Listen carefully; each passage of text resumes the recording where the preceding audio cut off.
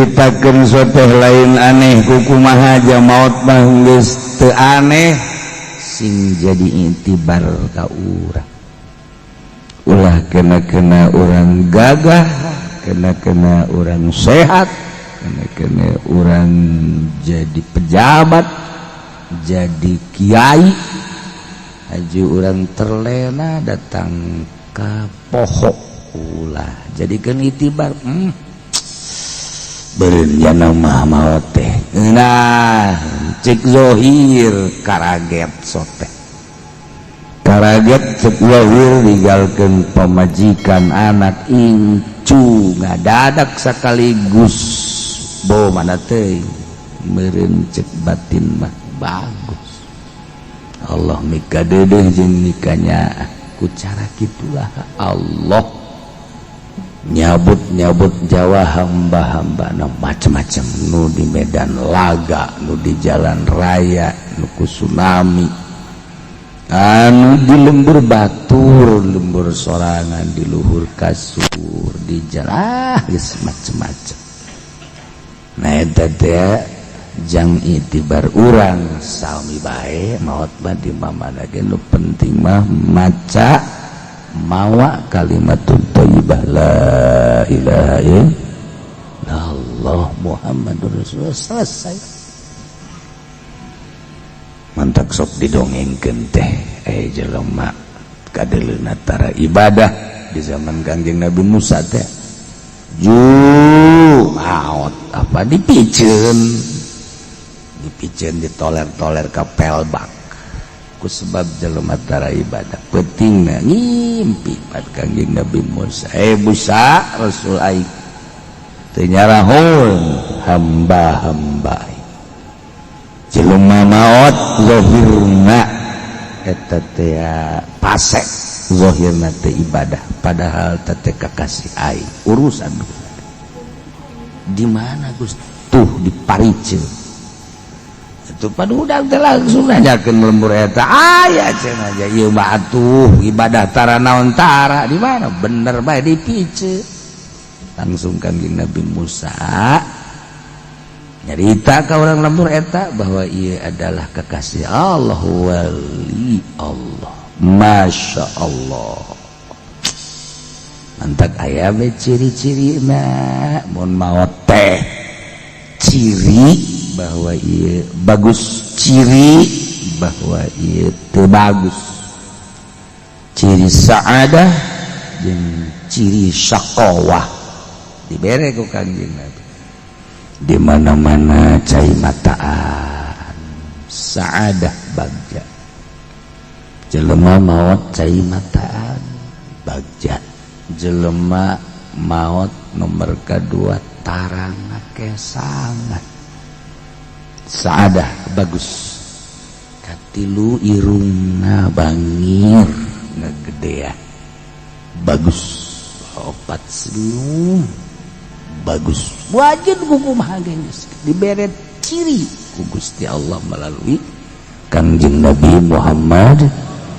sallallahu alaihi wasallam nomor kalimatna berubah wajahna kasep mun lalaki mun awewe geulis tah lamun tarangna bangun mengkerut ciri syaqawah lamun ngelel naudzubillah min dzalik ciri syaqawah lamun kadulu bangun semesi nu berengut ciri syaqawah cilak di bejaan orang ku Gusti Allah tanda-tanda bagus tanda-tanda anu teu bagus ieu urang mentak gaji ge bawaeun ka ditu urang haul bawaan ka dikejeun teuing nu bidah-bidah anu nyengseurikeun geus ulah maelu ku hari urang ulah maelu ngaji we cenah sok cilongok pos gitu be kaji ulah dilayanan sebab naon ieu mah jang bekal ka ditu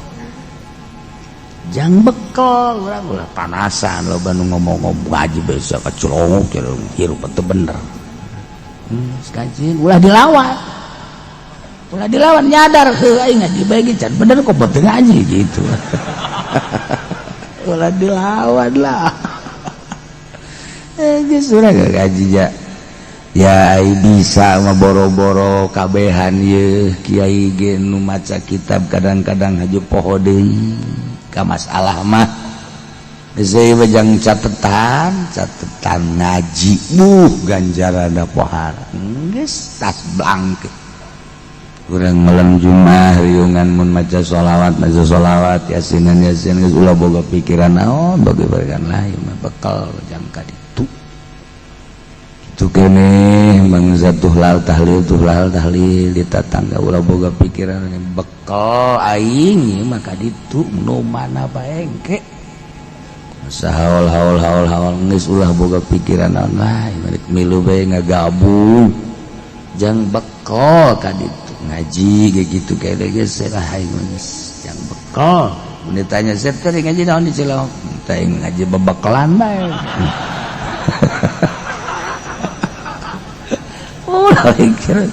atuh kan bisa ada kudu boga naon gitu karena bawaeun masalah naon lah geus aing ngadengekeun sia capek aing geus sama urusan aing pokona aing mah bekalan da geus aditu nyaho geus pinuh bae buku aing ngaji segala naon geus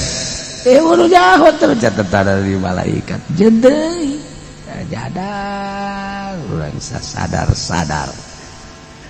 sebab di akhir zaman makuari teh namimah teh berjamur merajalela namimah teh ngadu-ngadu beula mah ngadu-ngadu teh kudu leumpang al masyubid namimah atuh jeung kuari mah make HP ge jadi bae ngadu domba teh geus puguh di partai diadu-adukeun geus puguh di organisasi diadu-adukeun paranti data mah sebab mengejar kedudukan iya bapan kiai jeung kiai ge diadu domba kene diadu iya anu pepegatan naudzubillah min zalik suami istri teh gara-gara adu domba HP deres ngorakeun mah ini ijo lagi geus ambalaya minta pegat ka salakina ka aki-aki ku sebab kapanggih deui jeung mantana eta deui mantana pan aki-aki meureun ninga HP goblok atuh pena pedini jeung aki-aki ya Allah cinta bersemi kembali